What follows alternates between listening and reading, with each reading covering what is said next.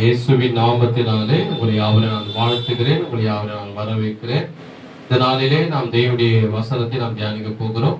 இன்னைக்கு செய்தியுடைய தலைப்பு என்னவென்றால், ஏசப்பா சிலுவையில் மரிக்கும் போது கடைசியாக பேசின 7 வார்த்தைகள், அதுதான் நம்ம தியானித்து வருகிறோம். போன வாரம் முதலாவது வார்த்தை மன்னிப்பை குறித்து நான் பார்த்தேன். இன்றைக்கு 2வது வார்த்தையாக நீ என்னோடு கூட, இன்றைக்கு நீ என்னோடு கூட பரதேசில் இருப்பாய் என்று ஏசப்பா ஒரு கல்லனை பார்த்து சொன்னார். அதை குறித்த 2வது வார்த்தை இன்னைக்கு நாம தியானிக்க போகிறோம். லூக்கா சுவிசேஷம் 23ஆம் அதிகாரம் 39ஆம் வசனத்திலிருந்து 43ஆம் வசனம் வரைக்கும் நாம் வாசிக்க போகிறோம். கவனமா கவனிங்க. பரிசுத்த ஆவியானவர் உங்களுக்கு அதை ஆசீர்வதிப்பாராக. உங்கள் ஆவியானவங்க கண்களை திறப்பாராக. லூக்கா சுவிசேஷம் 23ஆம் அதிகாரம் 39ஆம் வசனம் நான் வாசிக்கிறேன். அன்றியும் சிலுவையில் அறையப்பட்டிருந்த குற்றவாளியில் ஒருவர், நீ கிறிஸ்துவானால் உன்னையும் எங்களையும் ரட்சித்துக் கொள்ளும் என்று அவரை இகழ்ந்தான். மற்றவன் அவனை நோக்கி, நீ இந்த ஆக்கணிக்கு உட்பட்டவனாய் இருந்தும் தேவனுக்கு பயப்படுதில்லையா? நாமும் நியாயப்படி தண்டிக்கப்படுகிறோம், நாம் நடப்பித்தவர்களுக்கு தக்கதாக பலன் அடைகிறோம், இவரோ தகாத ஒன்றை நடப்பிக்கவில்லையே என்று அவனை கடிந்து கொண்டு 42ஆம் வசனம், இயேசுவை நோக்கி, ஆண்டவரே, நீர் உம்முடைய ராஜ்யத்தில் வரும்போது அடியானை நினைத்தருளும் என்றான். இயேசு அவனை நோக்கி, இன்றைக்கு நீ என்னோடு கூட பரதேசில் இருப்பாய் என்று மெய்யாகவே உனக்கு சொல்கிறேன் என்றார். எல்லாரும் ஆமே சொல்லுவோமா? சக்தி ஆவியானவர் சகசத்துல போதித்து சகத்தை நம்மளை வழிநடத்துவாராக. ஒரு ஆமே சொல்லுவோமா? அல்லேலூயா. இன்றைக்கு நான் பார்க்கும் போது, இப்போ இந்த ஏசப்பா சிலுவையில மரிக்கும் போது அவர் மட்டும் மரிக்கல, அவர் கூட வலது புறத்திலும் இடது புறத்தில் 2 குற்றவாளிகள் சிலுவையில் அறையப்பட்டார்கள். 2 குற்றவாளிகள் சிலுவையில் அறையப்பட்டு இருக்கும் போது அந்த 2 குற்றவாளிகள் பாத்தீங்கன்னா அவர்கள் தவறுகள் செய்தவர்கள், அவர்கள் பாவம் செய்தவர்கள். வேதம் சொல்லுகிறது, பரபாஸ் என்பவன் ஒரு மனுஷ கொலை பாதகன் என்று வேதம் சொல்லுகிறது. மனுஷ கொலை பாதகன், அவனை சிலுவையில் அறைய வேண்டும் கூட பிலாத்து கொண்டு வந்தாங்க. அப்போ இந்த சிலுவையிலே அறையப்பட்ட 2 கல்லனும் ஏசப்பா சிலுவையில மரிக்கும் போது, சிலுவையில தொங்கும் போது வலதுபுறத்திலும் ஒரு குற்றவாளி, இடதுபுறத்திலும் ஒரு குற்றவாளி. என்ன கவனிக்க, முகத்தை பாருங்க. இடதுபுறத்தில் ஒரு குற்றவாளி, 2 பேரும் சிலுவையில தொங்குறாங்க. நடுவுல ஏசப்பா சிலுவையில இருக்கிறார். இன்னும் மரிக்கல, அவங்க அடிக்கப்பட்டிருக்கிறாங்க, காயப்பட்டிருக்கிறாரு. ஏசப்பா ஆணினால, ஈட்டினால, முள்ளினால, வாரினால சிலுவையில அடிக்கப்பட்டு காயங்கள் பட்டு ரத்தங்கள் சிந்தி கொண்டிருக்கு. சிலுவையில அவன் நடுவில் தொங்கி கொண்டிருக்கிறான்.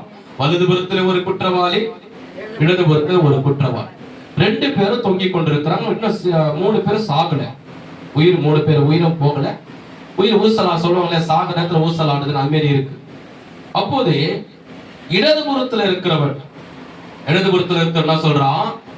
இயேசுவை பார்த்து அவன் என்ன பேசுறான் பாருங்க.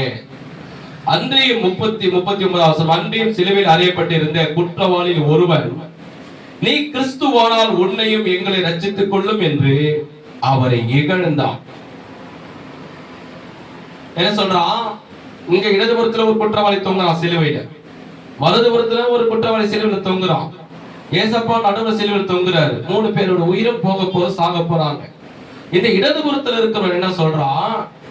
இயேசுவே, நீ கிறிஸ்துவானால் உன்னையும் என்னையும் ரட்சித்துக் கொள்ளும் என்று அவரை இகழ்ந்தான் என்று வேதம் சொல்லுகிறது. இகழ்ந்தான் என்றால்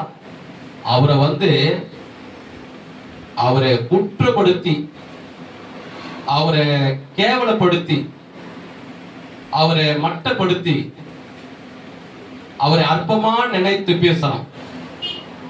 இப்ப நம்ம சொல்லுவோம் இல்லையா, எங்களை கேவலமா பேசுனாங்க, என்ன குறை சொன்னாங்க சொல்றோம் இல்லையா? அது போல இவன் என்ன பண்றான்? ஏசப்பாவை பார்த்து அவர் இழந்தான், அவரை மட்டப்படுத்தி, அவரை கேவலப்படுத்தி, அவரை குற்றப்படுத்தி, அவரை என்ன சொல்லுவாங்க, கேலி கிண்டல் பண்றாங்க இல்லையா, என்னை பார்த்து கேலி கிண்டல் பண்ணாங்க அப்படின்னு. அது மாரி இவரை அற்பமான நினைச்சு கேலி கிண்டல் பண்றது போல இந்த இடதுபுறத்துல குற்றவாளி பேசுறோம். யாரு இவன்? ஒரு குற்றவாளி. இந்த குற்றவாளி என்ன பண்றான்? இயேசுவை பேசுறான். நீ கிறிஸ்துவானால் உன்னை எங்களை ரட்சித்துக் கொள்ளும், உன்னால் ரட்சிக்கப்பட முடியுமா அப்படின்னு சிரிக்கிறான், கிண்டல் கேலி பண்றான், அருவ பேசுறான். எங்களை காப்பாற்ற உன்னால முடியுமா? முடியாது. அவன சொல்றான், ரோம போச்செல்லாம் சுத்தி இருக்கிறாங்க, ஜனங்களாம் சுத்தி இருக்கிறாங்க, உன்னை நீ காப்பாற்ற முடியுமா? உன்னால முடியாது. எங்களையும் உன்னால காப்பாற்ற முடியுமா? முடியாது. நீ போய் தேவனுடைய குமாரன் என்ன, எனக்கு நான் தேவனுடைய குமாரன், அற்புத அதிசயம் செய்த, அதிசய வல்லமையெல்லாம் காண்பிச்ச, மரித்தோன உயிரோட எழுப்பின. இப்ப பத்தியா நீ அனாதியா யாருடைய உதவி இல்லாம இன்னைக்கு உன்னை அடிச்சு நொறுக்கி உன்னை துப்பி சிறுவர் தொங்க விட்டாங்க. பெரிய தேவனுடைய குமார்னு சொன்னீங்க, எங்க நீ உன்னை காப்பாத்து பார்க்கலாம், இல்ல எங்களை நீ காப்பாத்து பாக்கலானே அவரை அற்பமாக மட்டமா நினைச்சு கேவலமா நினைச்சு பேசலாம். யாரு? இந்த இடது பொறுத்துக்கிற ஒரு குற்றவாளி. இன்னைக்கும் நீங்க பாத்தீங்கன்னா, இன்னைக்கும் நாம் பார்க்கும் போது அதே சம்பவம் இன்னைக்கும் உலகத்துல இருக்கிறது. உலகத்துல இன்னைக்கும் பாத்தீங்கன்னா, இன்னைக்கு உலகத்திலே பார்க்கும் போது ஊழியக்காரர்களையும் சபையும் சபை விசுவாசிகளையும், ஏன் ஏசப்பாவை கூட, கர்த்தரையும் அவருடைய சபையும் அவருடைய ஊழியக்காரர்கள் விசுவாசிகளும் உலகத்துல இருக்க ஜனங்க என்ன பண்ணுவாங்க? அற்பமா நினைச்சு பேசுவாங்க, கேவலமா பேசுவாங்க, மட்டமா பேசுவாங்க, குறையா பேசுவாங்க, அவரை நிந்தித்து பேசுவாங்க.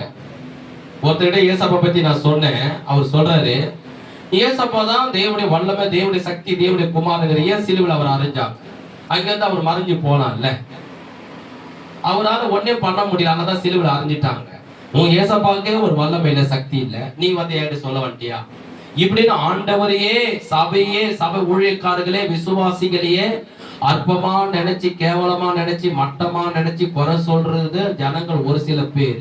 எல்லாரையும் சொல்லல, ஒரு சில பேர் இன்னும் இருக்கிறாங்க. ஐயோ அந்த சபைக்கா இங்க போறீங்க, ஐயோ அந்த பாஸ்டரா, ஐயோ அந்த ஊழியக்காரா, அவர் என்ன பண்ணா தெரியுமா, அவர் என்ன பேசினா தெரியுமா, அவர் என்ன செய்தா தெரியுமா, ஏதோ பயங்கரமா தன்னை ரொம்ப பரிசுத்தமான போல பேசுவாங்க.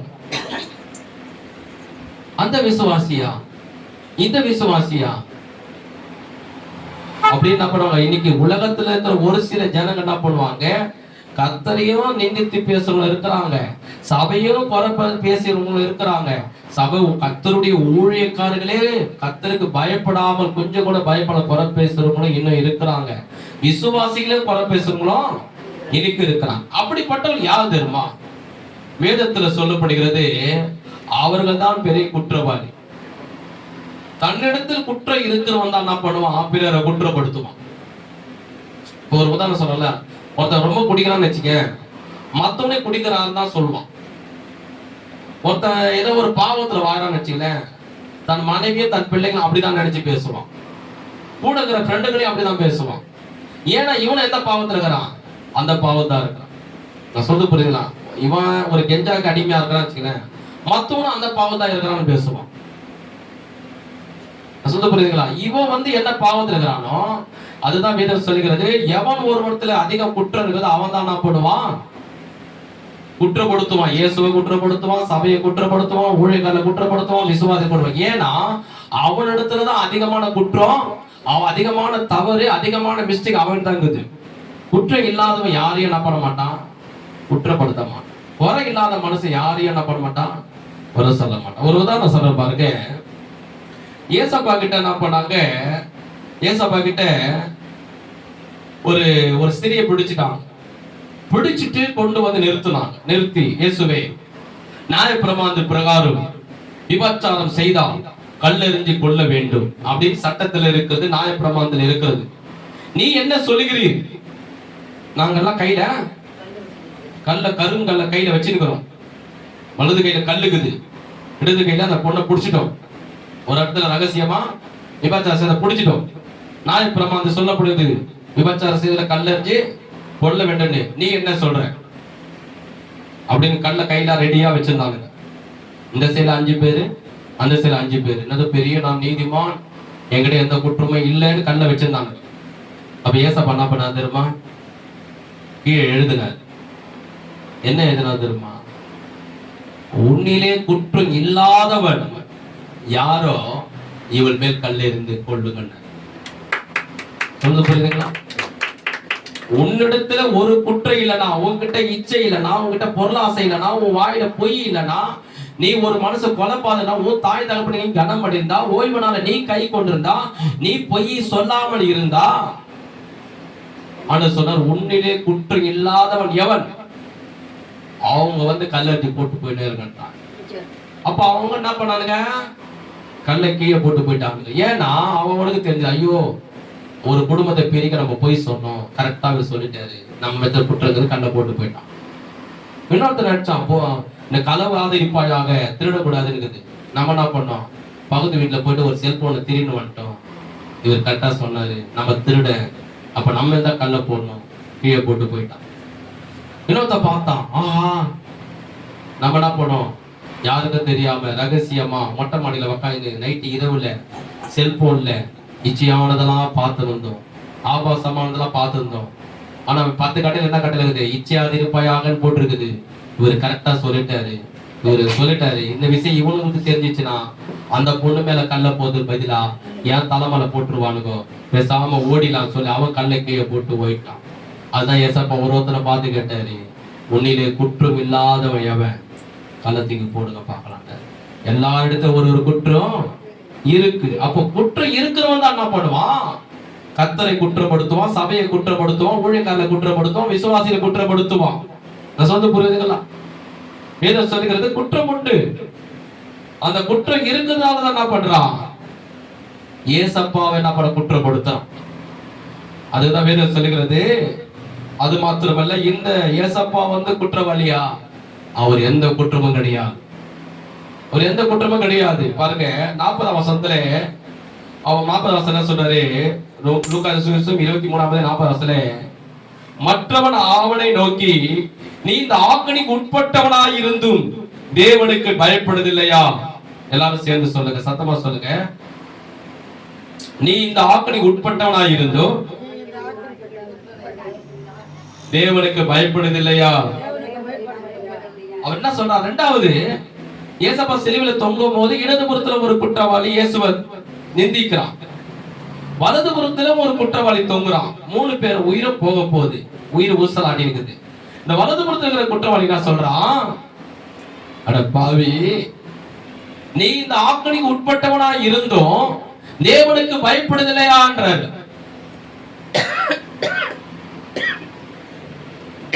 அதாவது என்ன சொல்றான்னா, எப்பா நீ தவறு செய்த, நானும் தவறு செய்தேன், நீ பாவம் செய்தேன், நானும் பாவம் செய்தேன், நீ குற்றம் பண்ண, நானும் குற்றம் பண்ண, அதனால நான் எப்படி பிளாத்து என்ன பண்ணிட்டாரு, உனக்கு எனக்கு அந்த மரண தண்டனை கொடுத்துட்டாரு.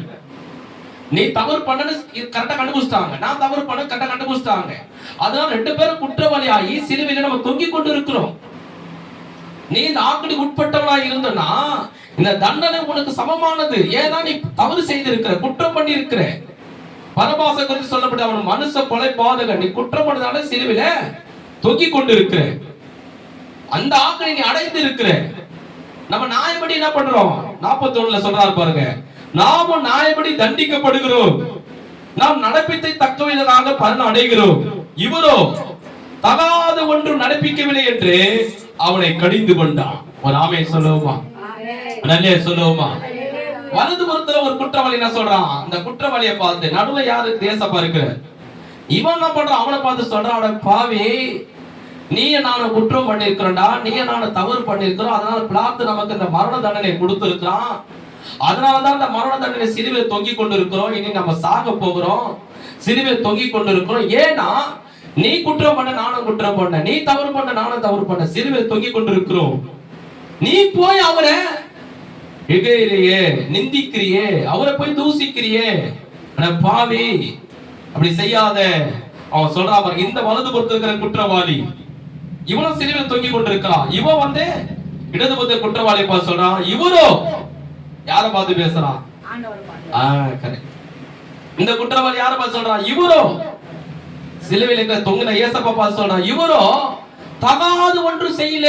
என்ன சொல்றான்? இவரிடத்துல ஒரு குற்றம் இல்லடா, வேதம் சொல்லுகிறது இவ மட்டும் இல்ல, வேதத்துல சொல்லப்படுகிறது அவருடைய வாயில வஞ்சனை கிடையாது, இருதயத்துல தவறான ஆசைகள் கிடையாது, கண்களை இச்சை கிடையாது, பரிசுத்தமா அந்த பூமியில பிறந்தவர், பரிசுத்தமா அந்த பூமியில வாழ்ந்தவர், இந்த பூமியிலே பரிசுத்தம் உள்ளவர், ஒரு குற்றம் இல்லாதவர் ஒரே ஒரு நபர் யார் என்றால் நாம் ஆராதிக்கிற ஆண்டவராகிய இயேசு கிறிஸ்து ஒருவர் மட்டும்தான். கைகளை தட்டி கர்த்தரை ஸ்தோத்திரம் பண்ணுவோமா? அவருடைய குற்றம் இது ஏங்க நீங்க லூக்கால 23ஆம் அதிகாரம் அதிலேயே 4ஆம் வசனம் பாருங்க. லூக்கால 23ஆம் அதிகாரம் 4ஆம் வசனம் பாருங்க. அப்போது பிலாத்து பிரதான ஆசாரிகளின் ஜனங்களை நோக்கி, இந்த மனுஷனிடத்தில் ஒரு குற்றத்தையும் காணவில்லையே. எல்லாரும் சேர்ந்து சொல்லுங்க, இந்த மனுஷனிடத்தில் ஒரு குற்றமும் காணவில்லையே. கவனிங்க, நான் உங்களுக்கு சொல்றேன் என்ன அர்த்தம்னு. ஏசப்பாவை சிலுவையில ஒப்பு கொடுத்துறாங்க. யார்? யூதர் அதிகாரிகள் என்ன பண்ணிட்டாங்க? பிலாத்து கிட்ட கொண்டு வந்து கொடுத்துட்டாங்க. பிலாத்து தான் அந்த காலத்து நீதிபதி. இப்ப எப்படி கோர்ட் இருக்கு, நீதிபதி சொன்னாதான் ஒருவனுக்கு மரண தண்டனை இல்லைன்னா விடுதலாக்க முடியும் நீதிபதி. அந்த காலத்துல கோர்ட் எதுனா ரோம். அந்த ரோமுக்கு நீதிபதி யாருன்னா அந்த பிலாத்து. பிலாத்து கிட்ட கொண்டு வந்துட்டாங்க. பிலாத்து வேதம் சொல்லுகிறது 3 பேர்கிட்ட விசாரிக்கிறான். ஏரோது ராஜா கிட்ட, அகிரிபா ராஜா கிட்ட எல்லார்கிட்ட விசாரிச்சு பாக்குறாரு. ஏசப்பா கொண்டு வந்து நிறுத்தி ஜனங்கள் முன்னாடி எல்லாரும் முன்னாடி சொல்றாரு, இவர் வந்து ரட்சிக்கப்பட்டவர் கிடையாது, பிலாத்து இஸ்ரவேல் கிடையாது, ரோம் அதிகாரி. அவன் சொல்றான், என்ன சொல்றான்? இவரை நான் விசாரித்து பார்த்தேன், இவரிடத்தில் ஏதாவது குற்றம் இருக்கிறதான்னு விசாரித்து பார்த்தேன், இவரிடத்தில் ஒரு குற்றமே இல்லையே. நான் சொல்லுங்க, வேதமே சொல்லுகிறது. அப்போது பிலாத்து பிரதான ஆசாரிகளையும் ஜனங்களையும் நோக்கி, இந்த மனுஷனிடத்தில் இயேசுவிடத்தில் நான் ஒரு குற்றத்தையும் காணவில்லை என்றான். கைகளை தட்டி கர்த்தரை ஸ்தோத்திரம் பண்ணுவோமா? இப்போ நம்ம ஒரு கோர்ட்டு கொண்டு போறோம்னு வச்சுங்களேன், அவன் கையில கத்தி இருந்தாலும் அவன் உடம்பு முழுத ரத்தம் இருந்தாலும் சரி, பிலாத்து நீதிபதிகள் உடனே அவனுக்கு மரண தண்டனை எழுத மாட்டாங்க. மரண தண்டனை எழுத மாட்டாங்க. அவன் கொலை செய்திருக்கிறானா என்று சொல்லி 3 சாட்சிகள் கேட்பாங்க. யாரு கண்ணால பார்த்தது? 3 சாட்சிகள் கேட்பாங்க. நீ கண்ணால பாத்தியா? அவன் பண்ணது நீ பேசுன கேட்டியா சொல்லி 3 சாட்சிகள் ஆதாரமா கேட்பாங்க. அவன் எழுதின லெட்டர் இருக்குதா, இவன் தான் கொலை பண்ணாலும் யாராவது எழுதுன செத்துமா எழுதுறானா அப்படின்னு ஏதாவது 3 சாட்சிகள் கேட்பான். அந்த 3 சாட்சிகள் கரெக்டா இருந்தாதான் நீதிபதி என்ன பண்ணுவாங்க, முத்திரை போட்டு சீல் பண்ணி இவன் கொலைகாரன் பண்ணுவாங்க. அந்த 3 சாட்சி இல்லைன்னா அவனுக்கு தூக்கு தண்டனை கொடுக்க மாட்டாங்க. நீ சட்டத்துல இருக்குது.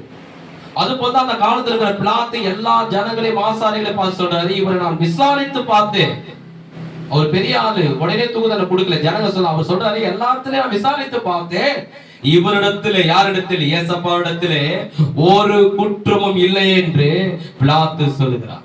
அது போல இந்த பூமியில அவர் மட்டுமல்ல, இந்த பூமியில பிறந்திருக்கிற எந்த மனுஷனும் சரி, இயேசுவிடத்தில் ஒரு குற்றம் இருக்குன்னு இதுவரைக்கும் யாரும் சொல்ல முடியாது, இனிமேலும் சொல்ல முடியாது.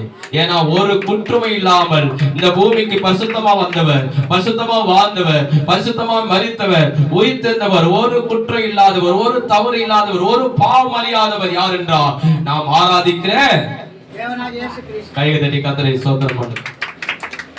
அதுதான் இந்த வலதுபுறத்துல குற்றவாளி சொல்றான், பாவி நீ நான் தப்பு பண்ணோம், திருடணும், கொலை செய்தோம், அதனால பிலாத்து நமக்கு இந்த சிலுவையின் மரண தண்டனை கொடுத்தான், இவரிடத்துல ஒரு குற்றமே இல்லை என்று. பாருங்க எவ்வளவு ஒரு பேசுறான் பாருங்க. அவனை குற்றப்படுத்துறான், நீ தப்பு பண்ணிட்ட அதனால என்ன பண்ற, தண்டனை அனுபவிக்கிற. இவரிடத்துல ஒரு குற்றமே இல்லை. யார் சொல்றது? வலதுபுறத்துல தொங்கி கொண்டிருக்க ஏசப்பாவோட வலதுபுறம் தொங்கி கொண்டிருக்க ஒரு கள்ளன், அவன் குற்றவாளி. அவன் அந்த நேரத்துல மனம் இறங்கி மனம் திருப்பி ஏசப்பா மேல அன்பு கூர்ந்து தன்னை தாழ்த்தி அவன் பேசுறான். அதுக்கப்புறம் பாருங்க என்ன சொல்லுகிறது, 42 பாருங்க, 42 வசனம். இயேசுவை நோக்கி, ஆண்டவரே நீர் உம்முடைய ராஜ்யத்தில் வரும்போது அடியானை நினைத்தருளும் என்றான். எப்படிப்பட்ட வார்த்தையை பேசிட்டா பாருங்க. யார் சொல்றதுன்னா, கீழே ஜனங்க சுத்தி இருக்கிறாங்க, அவங்க இல்ல.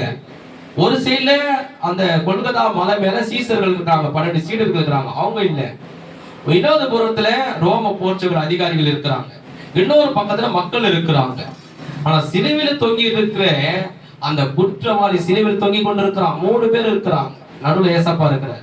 அந்த வலது பத்துக்கிற குற்றவாளி சொல்றான் இயேசுவே நோக்கி, ஆண்டவரே நீர் உம்முடைய ராஜ்யத்தில் வரும்போது அடியானை நினைத்தரணும். எப்படிப்பட்ட ஒரு விசுவாசம், எப்படிப்பட்ட நம்பிக்கை என்று அந்த நேரத்துல அவன் மனம் திரும்புறான். அந்த பாவத்துல உடனே மனம் திரும்பி ஏசப்பாவை நம்பி ஏசப்பா மேல விசுவாசம் வைத்து சொல்றான், இயேசுவே நீ அந்த பூமிக்கு திரும்பி வரும்போது இந்த அடியானை நினைத்தரலோ என்று சொல்றான். கையை தட்டி கர்த்தரை நாம் ஸ்தோத்திரம் பண்ணுவோமா? பாருங்க எப்படி விசுவாசம் இருக்கு பாருங்க. ஏசப்பா மரிச்சு உயிர் தெரிந்த உடனே மரித்த உடனே என்ன ஆச்சு தெரியுமா? 3 வருஷம் 12 சீசர்கள் கூடவே இருந்தாங்க. ஒரு மலை மேல போகும்போது கூட இருந்தாங்க, ஆலயத்தை போய் பிரசங்கம் பண்ணும்போது கூட இருந்தாங்க, வீட்டுல போய் பிரசங்கம் பண்ணும்போது கூட இருந்தாங்க, கடல் கரையாண்ட போயிட்டு படகுல போயிட்டு பிரசங்கம் பண்ண அங்க இருந்தாங்க. 3 வருஷம் கூட இருந்தாங்க. யாரு? 12 சீசர்கள். ஆனா ஏசப்பா சிலுவையில மரிச்ச உடனே அவங்களுக்கு கூட ஏசப்பா சொன்ன வார்த்தை மேல நம்பிக்கை இல்லை. அவர் சொன்னா நிறைய முறை சொன்னாரு, அடிக்கடி சொல்லுவாரு, நான் மரிப்பேன், மீண்டும் 3ஆம் உயிரோட உயிர்த்தேன், நான் திரும்பி நான் வருவேன்னு அநேக முறை சீசர்களுக்கு சொன்னாரு. ஆனா இந்த சீசர்களுக்கு கூட அந்த நம்பிக்கை இல்லை, அந்த விசுவாசம் இல்லை. மரித்த உடனே நினைச்சிட்டாங்க, சிலுவையில வர அடிச்சிட்டாங்கப்பா, பாவி பசங்க, நல்ல ஒரு கை கால் ஆணி வச்சு அடிச்சிட்டாங்க, ரத்த செஞ்சு இறந்துட்டாரு, இனிமேல் நமக்குன்னு யாரு இருக்கிறா, வா. அவரு கூட இருந்தது என்ன பண்ணாரு, 5 அப்பத்தி 2 மீன் ஆசீர்வதிச்சு கொடுத்தாரு. நம்மளாம் சாப்பிட்டோம், திராட்சை ரசத்தெல்லாம் ஆசீர்வதிச்சு கொடுத்தாரு, நம்மளாம் குடிச்சோம். இப்ப அவர் இறந்துட்டாரு. நமக்கு யாரு இப்ப திராட்சை ரசம் கொடுப்பா? இப்ப யாரு அப்பம் கொடுப்பா? இப்ப யாரு மீன் கொடுப்பா? யாரு? இப்ப நம்ம என்ன பண்ணலாம், பேசாம நம்முடைய வேலைக்கு நம்ம திரும்ப போலான்னு. இதை நான் ஓனா சொல்ல, பைபிளே இருக்கு, நல்லா சொந்தமா சொல்லல, பைபிள் இருக்கு. இந்த சீசர்கள் என்ன பண்ணாங்களாம், மீண்டுமாக ஏசப்பா சிலுவையில மரிச்சவனு மீண்டும் தன்னுடைய வேலைக்கு போனாங்க. மீன் பிடிக்கும்படி பேதுரு போனார், யாக்கோபு போனார், யோவான் போனார். ஏன்னா அவன்தான் அவர் மரிச்சிட்டாரு, திருப்பி வருவாரோ வரமாட்டாரோ, திருப்பி பூமியில இருந்து வருவாரோ வரமாட்டாரோன்னு அந்த சீசர்கள் கூட நம்பிக்கை. இத்தனைக்கும் எத்தனை வருஷம் இருந்தா கூட 3 வருஷம் கூட இருந்தாங்க. எத்தனை வருஷம்? 3 வருஷம். ஏசப்பா 30 வயசுல ஊழியத்து வந்தார், சிலுவையில மரிக்கும் போது 33 வயசு. அப்ப எத்தனை வருஷம் ஆகுது? 3 வருஷம் ஆகுது. அப்புறம் இந்த பூமியில அவர் மரித்து உயிர்த்தத உடனே 40 நாட்கள் இருந்தாரு, அதுதான் 3 வருஷம். 3 வருஷம் கூட இருந்து கற்றுக்கொண்டவங்க சீசர்கள் கூட ஏசப்பா மேல நம்பிக்கை. அவன் தான் செத்துட்டாருங்க, அவர் அடக்கம் பண்ணிட்டாருங்க, அவ்வளவுதான், எல்லாருமே உள்ள புதைச்சிட்டாங்க, அவன் தான், நம்ம பேசாம நம்ம வேலைக்கு போவோம் அப்படின்னு திரும்பி இந்த சீசர்கள்லாம் மீண்டும் மீன் பிடிக்க பேதுரு எல்லாம் போக ஆரம்பிச்சாங்க. ஆனா அந்த கள்ளம் பாருங்க, சிலுவையில மரித்தவன் அன்னைக்குதான் இயேசுவை பார்க்கிறான். சிலுவையில மரிக்கிறத அன்னைக்குதான் பார்க்கிறான். 3 பேரோட உயிரும் போக போகுது. கொஞ்ச நேரத்துல சிலுவையில தொங்கி கொண்டிருக்கிறாங்க. அந்த நேரத்துல அவன் என்ன சொல்றான், இயேசுவே உம்முடைய ராஜ்யத்தில் நீ வரும்போது என்னை நினைத்தரணும். எல்லாரும் சேர்ந்து சொல்லுவோமா? சத்தமா சொல்லுவோம், இயேசுவே. சத்தமா சொல்லு, இயேசுவே நீ இந்த பூமிக்கு வரும்போது என்னை நினைத்தரலோ, என் குடும்பத்தை நினைத்தரலோ, என் சபையை நினைத்தரலோ, ஒவ்வொரு மக்களை நினைத்தரலோ. ஆமென். நல்ல கைதடி ஆண்டவரை ஸ்தோத்திரம் பண்ணுவோமா? பாருங்க அவன் எதை விசுவாசிக்கிறான் பாருங்க. அவன் கரெக்டா பாருங்க, ஒண்ணு ஃபர்ஸ்ட் அவன் கிட்ட இருக்கக்கூடிய வலது பொறுத்துக்கிற குற்றவாளி கிட்ட இருக்கிற 3 காரியம் இருந்தது. ஒண்ணு, முதலாவது அவன் தன் பாவத்திலிருந்து மனம் திரும்பினான். அவன் என்ன சொன்னான், நீ நானும் குற்றம் பண்ணோம், நம்ம நடப்பித்தவைக்கு தக்கதாக இந்த நியாயப்பிரமாண தண்டனை அனுபவிக்கிறோம்ன்றான். என்ன சொல்றானா, நீ குற்றம் பண்ண நானும் குற்றம் பண்ணேன்னு சொல்லி தன்னை தாழ்த்துகிறான், தன்னை மனம் திரும்புகிறான். தன்னை மனம் திரும்பி என்ன பண்றான், இயேசுவை இகைந்த திட்டுனவனை திட்டி இயேசுவை உயர்த்தான். இவரிடத்துல ஒரு குற்றம் இல்லைன்னு தன்னை மனம் திரும்புகிறான். அந்த குற்றவாளி என்ன பண்றான், அந்த சிலுவையில தூங்கும் போது கடைசி நேரத்துல 3 பேர் உயிரும் போக போகுது. அந்த நேரத்தில் அவன் என்ன பண்றான், தன் பாவத்திலிருந்து மனம் திரும்புகிறான். ஹல்லேலூயா. சத்தமா சொல்லுமா ஹல்லேலூயா. அதே போலதான் நம்முடைய வாழ்க்கையில நல்லா கவனிக்க, நம்ம நல்லா கவனிக்க, 2 விஷயத்துல சொல்ல போறேன். ஒண்ணு, சாகுற மேல இருக்கிற மனிதனை யாராவது உங்க தெரிஞ்சவங்க, உங்க ஃப்ரெண்டுங்க, உங்க வீட்டால இருக்கிறவங்க யாராவது உங்களை நீங்க பாத்தீங்கன்னா வீட்டாண்டியோ அல்லது ஹாஸ்பிட்டலையோ பாத்தீங்கன்னா சாகுற பேர் இருக்கிறாங்க, உயிர் போகிற பேர் இருக்குது. அவங்க நிறைய அக்கிரமம் பண்ணிக்கிறாங்க, அநியாயம் பண்ணிக்கிறாங்க, மீறுதல் பண்ணிக்கிறாங்க, தவறு பண்ணிக்கிறாங்க. அவங்களுக்கும் நம்ம என்ன பண்ணோம்? ஏசப்பா பத்தி சொல்லணும். சாகுற நிலையிலே ஏசப்பா பத்தி சொல்லணும்.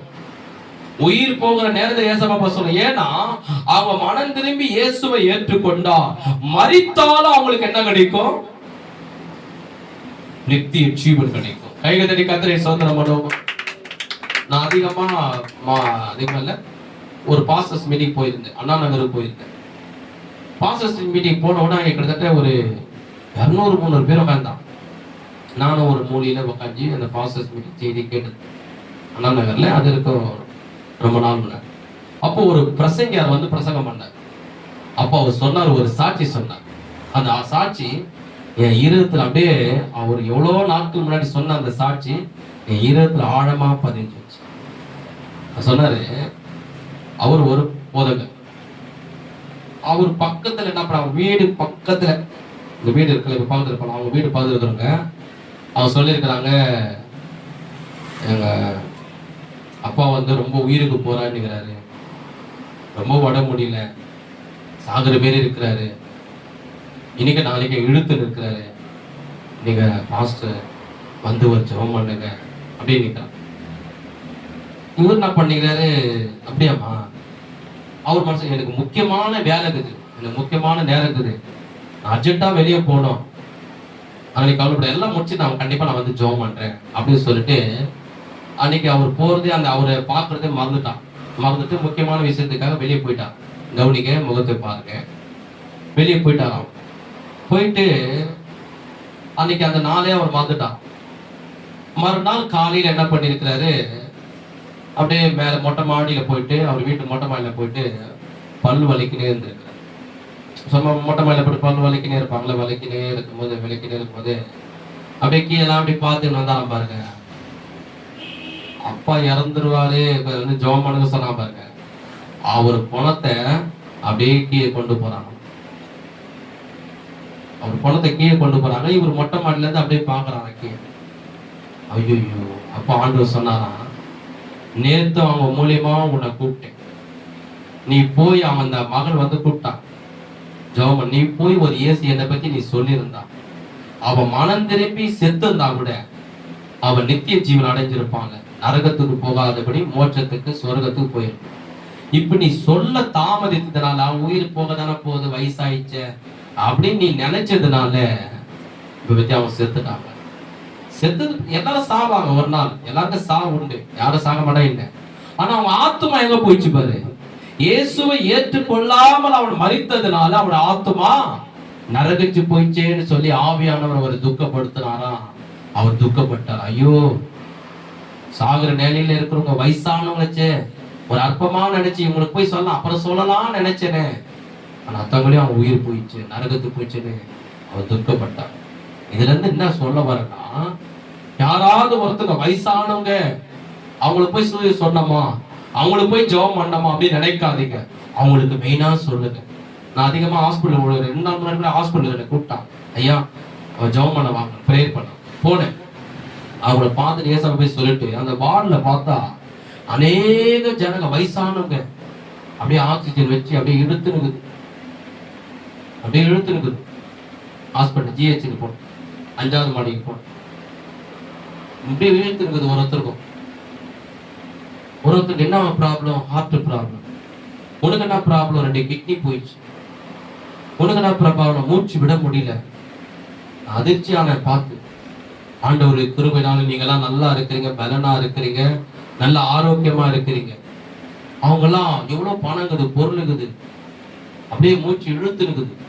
அப்புறம் அவங்களுக்கெல்லாம் ஏசப்பா பத்தி சொல்லி அவங்களுக்கெல்லாம் ஜெபம் பண்ணேன், வாய்நாள் அறிக்கை செய்தேன். காரணம் என்ன தெரியுமா, அவங்க மரித்தாலும் எங்க போவாங்க, நித்திய ஜீவனுக்குள்ளாக, அந்த மோட்சத்துக்குள்ளாக, அந்த சொர்க்கத்துக்குள்ளாக போவாங்க. கைகதடி கத்திரி நாம் சோதனை பண்ணுவோமா.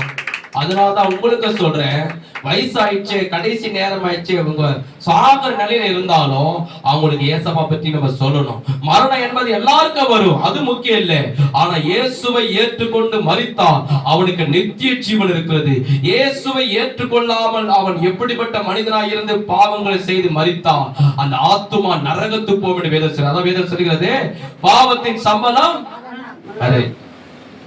பாவத்தின் சம்பளம். சரி, ரெண்டாவது இன்னொன்னு இருக்குது. இப்போ பாத்தீங்கன்னா, இப்ப எல்லா மனுஷனும் பாத்தீங்கன்னா ஒரு நாள் பிறப்புன்னு ஒண்ணு தான், இறப்புன்னு ஒண்ணு இருக்குது. ஒருத்தர் இறந்துடுறாங்க. இறந்த பிற்பாடு அந்த சாவை பார்க்கும் போது அது என்ன காண்பிக்குது தெரியுமா?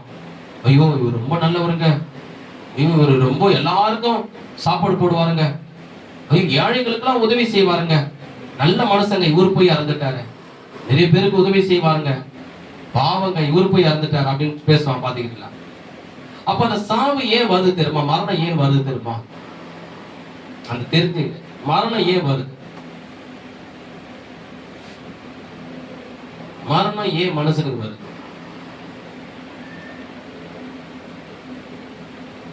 அந்த மரணம் வருது காரணம்னா, அந்த மரணம் அவனுக்கு காண்பிக்கிறது, அந்த சாவு ஒண்ணு காண்பிக்கிறது என்னென்றால், அவன் பாவியா இருக்கிறான், ஆகியால் தான் அவன் மரித்திருக்கான்னு வேதம் சொல்லுகிறது.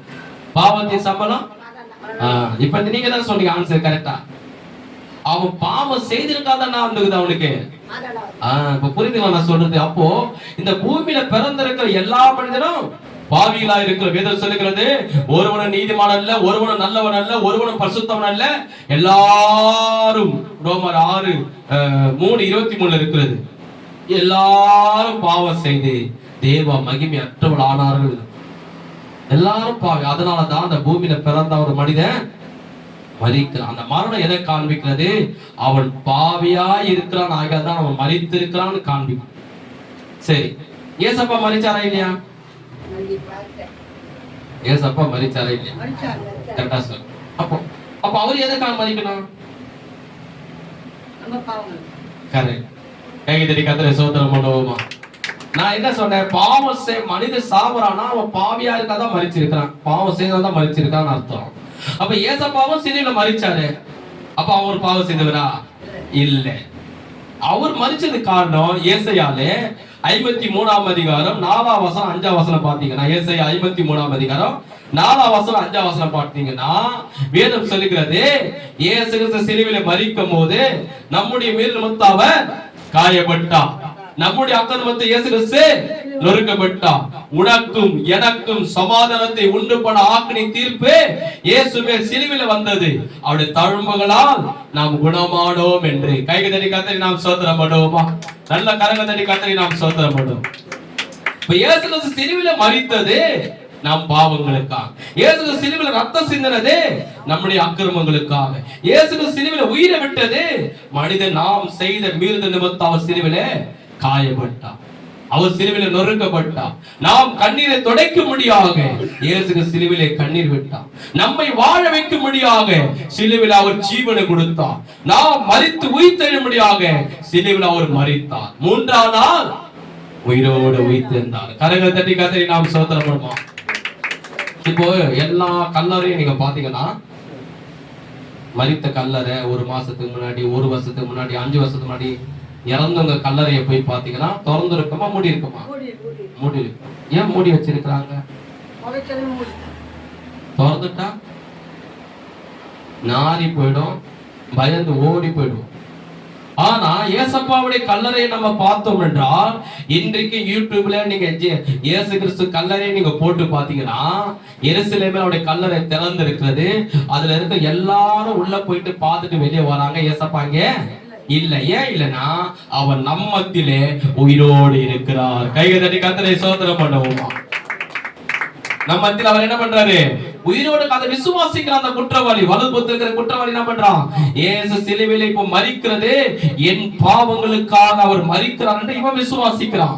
3வது என்னன்னா அந்த குற்றவாளி நம்புகிறது, இவர் மரித்து 3ஆம் நாள் உயிரோடு உயிர்த்தெழுவார், மீண்டும் இந்த பூமிக்கு ராஜாதி ராஜாவாக, கர்த்தாதி கர்த்தராக, மன்னாதி மன்னனாக இந்த பூமிக்கு திரும்பி வரப்போகிறார் என்று இந்த சிலுவையில தொங்கிக் கொண்டிருக்கிற ஒரு குற்றவாளி தன் உயிர் போகிற நிலையிலும் தன் ஜீவன் போகிற நிலையிலும் அவன் விசுவாசிக்கிறான், அவன் நம்புகிறான். அவன் இயேசுவை பார்த்து சொல்ற, இயேசுவை நோக்கி, ஆண்டவரே உம்முடைய ராஜ்யத்தில் வரும்போது இந்த அடியானை நினைத்தருளும். எங்க கேட்கிறான்? சிலுவையில தொங்கிக் கொண்டிருக்கும் போது, கொல்கதா மலை மேல ரத்தம் போகும்போது, உயிர் போகிற நேரத்திலையும் இயேசுவை நம்புறான். நீர் மரிப்பீர் என் பாவங்களுக்காக, 3ஆம் நாள் உயிர்த்தெழுவி, மீண்டும் இந்த பூமிக்கு திரும்பி ராஜாதி ராஜா வருவி, நான் விசுவாசிக்கிறேன் சொல்லி அவர் சொல்றான். இந்த அடியானே நினைத்தருளும் என்று கைகதடி கர்த்தரை நாம் ஸ்தோத்திரம் பண்ணுவோமா?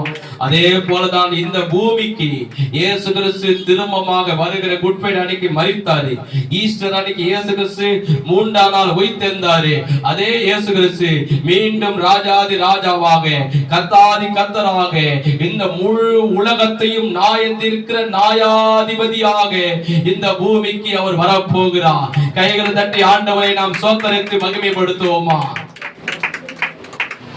அதான் சொல்றாரு, ஒரு ஏஆர் ரகுமான் உங்களுக்கு தெரியும், சினிமால ஒரு பெரிய இசையமைப்பாளர், ஒரு யூடியூப் சேனல்ல பார்த்து அவரை பார்த்து ஒரு பேட்டி கேட்டாங்களா, உங்களுக்கு என்ன ஆசை அப்படின்னு கேட்டாங்க ஏஆர் ரகுமான் கிட்ட. நீங்க யூடியூப்ல போட்டு பாருங்க, தெரியும், நான் அதெல்லாம் பார்த்தேன். அவர் சொல்றாரு, இயேசு கிறிஸ்து பூமிக்கு வரப்போகிறாரா, அவர் வரும்போது அவருடைய முகத்தை நான் பார்க்கணும், அதுதான் எனக்கு பெரிய ஆசைன்னு சொன்னார். கைதறி கர்த்தரை மகிமைப்படுத்துமா? பெரிய இசையமைப்பாளர்,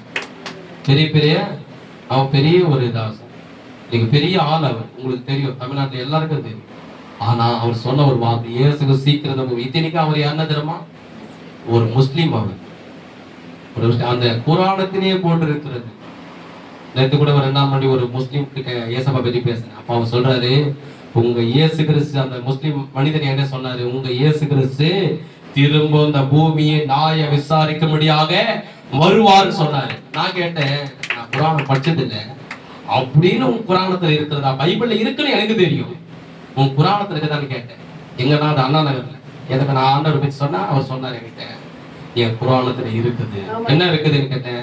இயேசு கிறிஸ்து இந்த பூமியிலே நியாய விசாரிக்கும்படியாக, நியாயாதிபதியாக இந்த முழு உலகத்தையும், சென்னை, தமிழ்நாடு, இந்தியா, உலகம் முழுதும் எல்லா மக்களையும் நியாயந்திருக்கிற நியாயாதிபதியாக அவர் வரப்போகிறார். கைகதடி கர்த்தரை மகிமைப்படுத்துவோமா? அதுக்குதான் அவர் சொன்னான், இயேசுவே உம்முடைய வருகையில் இந்த அடியானே நினைத்தல்லோ என்று போனான். கடைசியாக பாருங்க 43ஆம் வசனத்துல, 43ஆம் வசனம், இயேசு அவனை நோக்கி, இன்றைக்கு நீ என்னோடு கூட பரதேசில் இருப்பாய் என்று மெய்யாகவே உனக்கு சொல்கிறேன் என்றார். எல்லாரும் சேர்ந்து சொல்லுங்க, இயேசு அவனை நோக்கி, சத்தமா சொல்லுங்க, இயேசு அவனை நோக்கி, இன்றைக்கு நீ என்னோடு கூட பரதேசில் இருப்பாய் என்று மெய்யாகவே சொல்லுகிறேன். ஆமென். ஏசப்பா சொல்ற, அந்த சிலுவையில தொங்கி கொண்டிருக்கிறான் கல்ல, அவனை பார்த்து ஏசப்பா சொல்றாரு, அவர் சொல்றாரு, இன்றைக்கு சிலுவையில தொங்கி கொண்டிருக்கும் போது 2வது வார்த்தையாக கவனிங்க, முடிக்க போகிற 2வது வார்த்தையாக ஏசப்பா சொன்னது, சிலுவையில தன் ஜீவன் போகிற நேரத்திலும் தன் உயிர் போகிற நேரத்திலும் இன்னும் கொஞ்ச நேரத்தில் அவர் சாக போகிறாரு. ரத்தம் எல்லாம் உடம்புல போய் கொண்டிருக்கிறது. வலி வேதனை, ஆணினால, ஈட்டினால, முள்ளினால அவர் சரீரத்தை உழுத நிலம் போல வாரினால் பிச்சு எடுத்துட்டாங்க. ஆனா அந்த நேரத்திலே அவர் சொல்றாரு, நீ என்னோடு கூட பரதேசில் இருப்பாய். பரதேசினா பரலோகத்துல நீ கூட இருப்ப. பாருங்க, அந்த ஜீவன் போகிற நேரத்துல கூட, உயிர் போகிற நேரத்துல கூட, சாகிற நிலையில கூட, வலி வேதனை துடிக்கிற நேரத்துல கூட அந்த ஆத்துமா அவர் சொல்றாரு பார்த்து, என் கூட நீ பரலோகத்துக்கு வருவேன். மனிதனை ரட்சிக்கணும், அவன் பாவங்களை மன்னிக்கணும். மனிதன் பாவத்துல வாழ்ந்து மரிப்பதை காட்டிலும் அவன் மனம் திரும்பி நித்திய ஜீவன் அடைங்க சொல்லிதான் நாம் தேவன் விரும்புகிறார். கைகதடி கத்தரை சோத்திரம் பண்ணுவோமா? அதுதான் வேதம் சொல்லுகிறது. எல்லாரும் மனம் திரும்புவோம், எல்லாரும் ரட்சிக்கப்படுவோம், சத்தியத்தை அறிகிற அறிவிலே வளரவும்.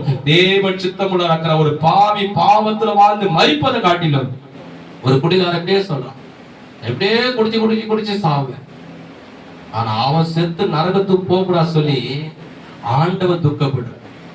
அவன் வீட்டுல இருக்கிற மனைவி சொல்றாங்க, இப்படியே குச்சி நீ செத்து போ, இப்படியே குச்சி செத்து நரகத்துக்கு போ. அவன் மனைவி சொல்றான், ஆனா ஆண்டவர் விரும்பல.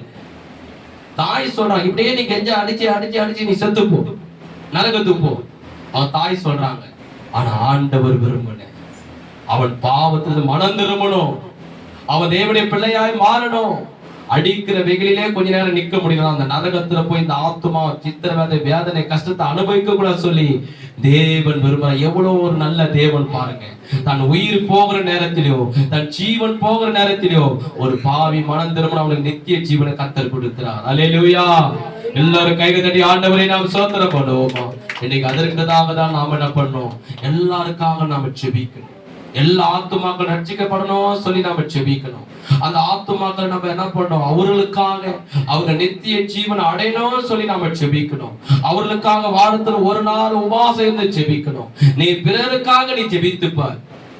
இந்த நாள் பாத்தீங்கன்னா, இந்த ஞாயிற்றுக்கிழமை என்ன ஞாயிற்றுக்கிழமை? சத்தமா சொல்லுங்களேன்.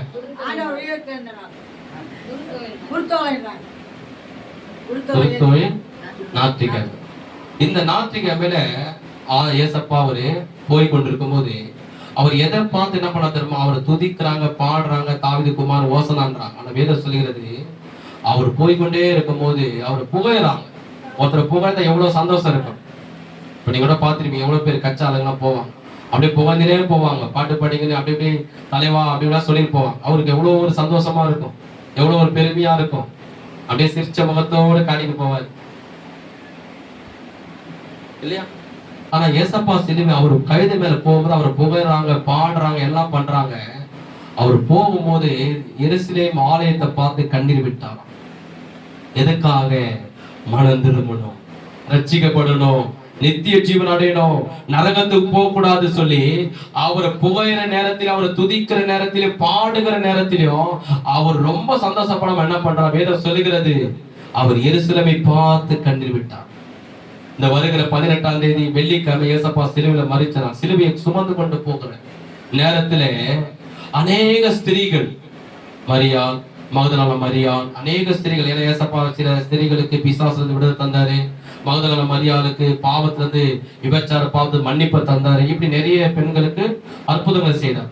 அவங்கெல்லாம் பார்த்து, ஐயோ இந்த நல்லவரை, இந்த பரிசுத்தமான இந்த தியாகிய, இப்படிப்பட்ட உண்மை உள்ளவரை அடிக்கிறாங்களே, சிலுவை தூக்கி வைக்கிறாங்களே, ஆணி வச்சு அடிக்கிறாங்களே, ரத்தம் ஊத்துகிறது, ஐயோ இவரால் சுமக்க முடியலையே, இந்த சிலுவையை சுமந்து கொண்டு போகிறானே, அழுதுகினே வந்தாங்களாம். சில ஸ்திரீகள். வேதத்துல இருக்கு இதெல்லாம். எடுத்தனா கொஞ்சம் நேரம் ஆகும், அதுதான் உங்களுக்கு அப்படியே நான் சொல்றேன். அழுதுகினே வந்தாங்களாம். அப்போ அவருக்கு என்ன பண்ணாங்க? இயேசு இவ்வளவு வேதனைப்படுறாரு, சித்திரப்படுறாரு, கண்டிப்பா அப்படியே அழுதுனே இருந்தாங்க. அவங்கள பார்த்து ஏசப்பா என்ன சொன்னா தெரியுமா? நமக்காக ஒருத்தருக்கு அழுதாங்கன்னா நம்ம என்ன சொல்லுவோம்? எனக்காக ஒருத்தர் அழுகுறாங்கன்னா சொல்லுவோம், எனக்காக நீ அழுவாத, அதான சொல்லுவோம். என்ன சொல்லுவோம்? எனக்காக நீ அழுவாதன்னு சொல்லுவோம், ஒரு வார்த்தை. ஆனா ஏசப்பா என்ன சொன்னா தெரியுமா? எனக்காக அழாதீர்கள், உனக்காக உன் பிள்ளைகளுக்காக அழுங்கள். ஏன்னா நான் மரித்து 3ஆம் நாள் உயிரோட உயிர்த்தெழுவேன். உன் பிள்ளைங்க ரட்சிக்கப்படலாம், உன் கணவர் ரட்சிக்கப்படலாம், உன் கூட பிறந்தவங்க ரட்சிக்கப்படலாம், அவர்கள் நித்திய ஜீவனுக்குள்ள வர முடியாது. எனக்காக அழாதீர்கள். உங்க பிள்ளைங்க ரட்சிக்கப்படணும், உன் கணவர் ரட்சிக்கப்படணும், குடும்பத்திற்கு ரட்சிக்கப்படணும், சொந்தக்கார ரட்சிக்கப்படணும், உன் நண்பர் ரட்சிக்கப்படணும், உன் வீட்டாளருக்கு ரட்சிக்கப்படணும், உன் தெருவில் இருக்க ரட்சிக்கப்படணும்.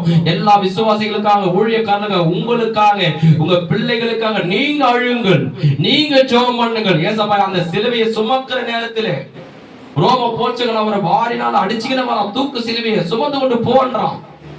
அந்த நேரத்தில் அவர் சொல்றாரு, அம்மா குடிக்க தண்ணி கொண்டு வான்னு சொல்லல, எப்படி என்ன அடிக்கிறாங்க பாருங்கன்னு சொல்லல, நான் ஒரு தப்பும் பண்ணலமா, என்ன போட்டு எப்படி அடிக்கிறான் பாரு சொல்லல. அவர் சொல்றாரு, எனக்காக அழாது, உங்களுக்காக அழுங்கள். உன் பிள்ளை ரட்சிக்கப்படணும், உன் குடும்பத்தை ரட்சிக்கப்படணும், மனைவி, உன் கணவர், உன் பிள்ளைங்க, உன் சொந்தக்காரங்க பாவத்துல வாழுங்க, உலகத்துல வாழுங்க, மாம்சத்துல வாழுங்க, இயேசுவை ஏற்றுக்கொள்ளாமல் வாழுங்க, ரட்சிக்கப்படணும். நீ ஜெபம் பண்ணு, நீ அழுவு, நீ கண்ணீர் விடு, நீ உபவாசம் இரு.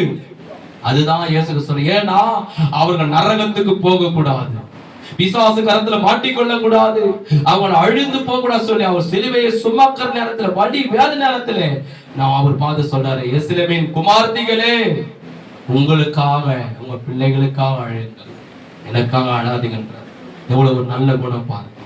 சிலுவையில் அவர் மரிக்கும் போது கூட வேதம் சொல்கிறது, அவர் கண்ணீர் விட்டார். ஏன் கண்ணீர் விட்டார் தெரியுமா? நம்ம கண்ணீர் விடக்கூடாது சொல்லி அவர் கண்ணீர் விட்டார். நம்ம கண்ணீரெல்லாம் துடைப்பதற்காக அவர் சிலுவையிலே கண்ணீர் விட்டார். அவர் ரத்தம் சிந்தினார் எதற்காக தெரியுமா? நம்முடைய பாவங்களா மன்னிக்கணும், சர்வ லோகத்துடைய எல்லா பாவத்தையும் அவர் ரத்தத்தினால கழுவணும். அதுக்குதான் நீங்க ஜெபிக்கும் போதெல்லாம், ஆலயத்து வரும் போதெல்லாம் கவனிங்க, முடிக்கல திருவந்து எடுக்கிற நேரத்தெல்லாம், ஆண்டவரே என் பாவத்தை மன்னியும், உங்க ரத்தத்தினாலே என் பாவங்களை கழுவி சுத்திக்கிறேன். என்ன மட்டிலே குடும்பத்தினருடைய பாவங்களை ரத்தத்தினாலே கழுவி சுத்திகரி, சபை ஜனங்களும் ரத்தத்தினாலே கழுவி சுத்திகரி. ஆண்டவரே, எங்களுக்கு குற்றம், எங்களுக்கு குறைகள் இருக்குது, என்னை அந்த குற்றவாளி போல தன்னை தாழ்த்தி அறிக்கை செய்யும். எப்பெல்லாம் நீங்க ஜெபிக்கிறீங்க, எப்பெல்லாம் ஆலயத்துல ஜெபிக்கிறீங்க, எப்பெல்லாம் திருவந்து எடுக்கிறீங்க, அப்பெல்லாம் அந்த வார்த்தையை வாயினால் அறிக்கை செய்யும், ரத்தத்தினாலே என் பாவங்கள். ஏன்னா நம்ம என்ன பண்றோம், தெரியாம ஒரு பொய் பேசினோம், பாவம், கொஞ்சம் கோவப்பட்டுறோம், பாவம், ஏதோ ஒரு தவறு வாழ்க்கையில நடந்துருது. ஆனா ஆண்டவரத்துல மன்னிப்பு கேட்டால் அவைகளை என்ன பண்ணணும், விட்டு விடணும், அதை மறந்து விடணும், அதை மீண்டும் நம்ம தொடர கூடாது. அல்லேலூயா. இனி நம்ம ஆண்டவருடைய ஆலயத்துக்கு இந்த கடைசி நாட்களில் எபிரேயரில் சொல்லப்படுகிறது, எபிரேயர் சொல்லப்படி 10ஆம் அதிகாரம் 25 கடைசி நாட்கள் சில சபைக்கு வருவதை விட்டு விடுவது போல நீங்கள் விட்டு விடாமல் இருங்கள். கடைசி நாட்கள், உலகம் முடிவடைய போகிறது, ஏசப்பா சீக்கிரம் பூமிக்கு வர போகிறாரு. கவனிங்க, நல்லா செபிங்க, 1 மணி நேரமாவது செபிங்க. ஏசப்பா சொன்னாரு, 1 மணி நேரமாவது விழுத்திருந்து ஜெபம் பண்ணுங்கன்றாரு. வேதத்தை எடுத்து நீங்க வாசிங்க. ஞாயிற்றுக்கிழமை ஆலயத்து வருவதை விட்டு விடாதீங்க. வாரத்து நாள் ஒரு நாள் உபவாசம் இருந்து 5 போகிற ஆத்துமாக்களுக்காக, உங்க குடும்பத்துக்காக உபவாசம் இருந்து ஜெபம் பண்ணுங்க. ஆண்டவர் யோபின் சிறைப்பை மாற்றினது போல நம்மை சிறைப்பை மாற்றுவா. யோபு இழந்த எல்லாவற்றையும் திரும்ப கர்த்தர் இடதனையாய் கொடுத்தது போல நம்மையும் ஆசீர்வதிப்பான். அந்த குற்றவாளிக்கு நித்திய ஜீவனை கொடுத்தது போல நமக்கு, நம்முடைய குடும்பத்துக்கு ஏசப்பாவுடைய வருகையிலே நித்திய ஜீவனை தருவான். கைகதடி கர்த்தரை நாம் ஸ்தோத்திரம். கர்த்தருக்கு காணிக்கை தசம கையில் எடுத்து